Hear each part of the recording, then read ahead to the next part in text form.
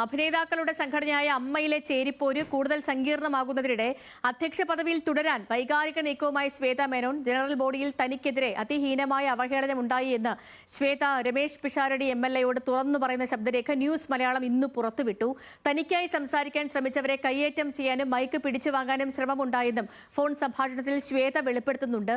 പദവി ഒഴിയില്ല എന്ന് ശ്വേത ഉറപ്പിക്കുന്നതിനിടെ കൂടുതൽ എക്സിക്യൂട്ടീവ് അംഗങ്ങൾ അമ്മ ഭരണസമിതിയിൽ നിന്നും രാജിവച്ചിറങ്ങി. റിപ്പോർട്ടിലേക്ക്. ഒരു സ്ത്രീ തനിച്ചൊരു സ്റ്റേജിൽ 6-7 മണിക്കൂർ ഈ മറ്റേ നമ്മളെ അശ്ലീല വാക്കുകൾ ബാബുരാജ്, ഇടവേള ബാബുവും, സിദ്ദിഖയും, മറ്റേ സുരേഷ് കൃഷ്ണയും, മറ്റേ സാദിക്ക, പിന്നെ ഞാൻ പറഞ്ഞുതരാം അപ്പ ഹാജ, പിന്നെ മജീദ് ക, പിന്നെ ആരാണ് മാല പാർവതി, മായ വിശ്വനാഥ്, എല്ലാവരും പറയണ കാര്യങ്ങളെല്ലാം അത്ര ക്ലിയറായ ഓഡിയോസും വീഡിയോസും ഉണ്ട് എൻ്റെ അടുത്ത്.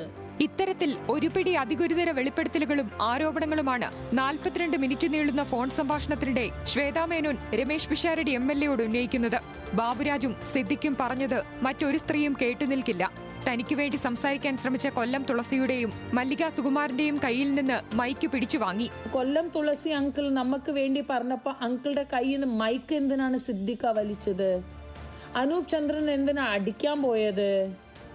എന്തിനാണ് മല്ലിക സുകുമാരൻ ആന്റീൻ്റെ കയ്യിൽ നിന്ന് മൈക്ക് പിടിച്ചു വലിച്ചത്? മറ്റേ ഞാൻ ഇനി എത്ര കാണിക്കണം? എത്രയോ കാര്യങ്ങൾ ഞാൻ കാണിച്ചു തരാം. ബാബുരാജിന്റെ കാലത്തെ പണമിടപാടിന്റെ കണക്കുകളൊന്നും ശരിയല്ലെന്ന് ശ്വേത ആരോപിക്കുന്നു. കുക്കു പരമേശ്വരൻ എഴുതിയ മിനിറ്റ്സിലും തനിക്ക് വിശ്വാസമില്ല. വരവ് ചെലവ് കണക്കുകളുടെ ഫോറൻസിക് ഇന്റേണൽ ഓഡിറ്റ് നടത്തണമെന്നും ആവശ്യം. അമ്മയിൽ ഗുരുതര സാമ്പത്തിക ക്രമക്കേട് നടന്നിട്ടുണ്ടെന്നത് രമേശ് പിഷാരടിയും ശരിവെക്കുന്നു. നമ്മൾ അവിടെ ഇരുന്നിട്ട് നമ്മൾക്ക് April 1 തൊട്ടിട്ട് March 31 വരെയുള്ള കണക്ക്, അല്ലാതെ നമ്മൾ ജൂൺ 20 കണക്കിൽ കുഴപ്പങ്ങളില്ലല്ലേ നിങ്ങൾ പറഞ്ഞ? കുഴപ്പങ്ങളില്ലെങ്കിൽ നിങ്ങൾ നിരപരാധിയാണല്ലോ. അല്ലല്ല, നമ്മളുടെ കണക്കിലല്ല ഞാൻ പറഞ്ഞത്. ബാബുരാജ് ഏട്ടന്റെ കണക്കിൽ ഒരുപാട് കുറ്റങ്ങളുണ്ട്. നമ്മൾ ഫോറൻസിക് ഇന്റേണൽ ഓഡിറ്റ് ചെയ്യണം. എന്തുകൊണ്ടാണ് ആരും ചെയ്യാൻ സമ്മതിക്കാത്തത്? നമ്മൾ ഇപ്പോഴും പറയാണ് ബാബുരാജ് ഏട്ടൻ അത് മറ്റേ മിനിറ്റ്സിൽ എഴുതി തരണം. എന്തുകൊണ്ട് മറ്റേ കുക്കു പറഞ്ഞത്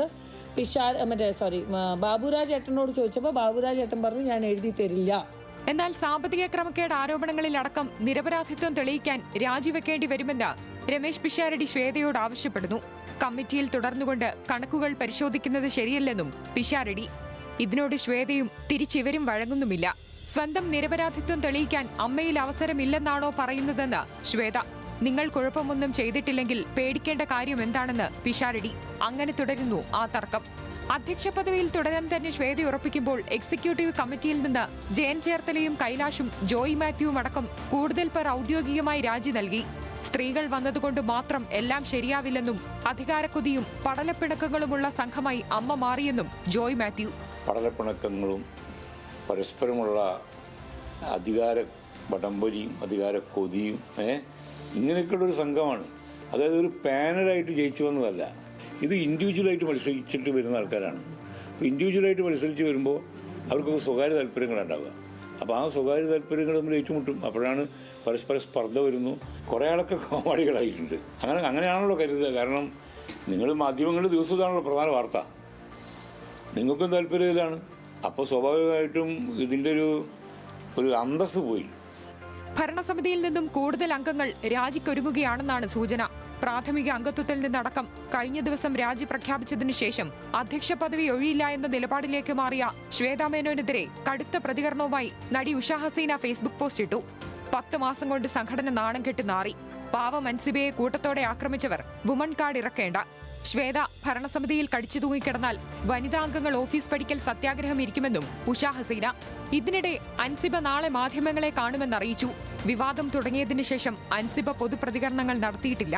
വിവിധ ബ്യൂറോകൾക്കൊപ്പം ന്യൂസ് ഡെസ്ക് ന്യൂസ് മലയാളം.